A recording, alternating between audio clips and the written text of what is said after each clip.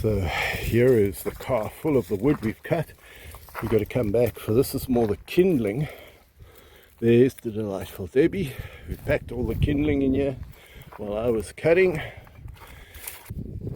So here we have my inverter with a battery, extension cord, my angle grinder saw with a brand new blade.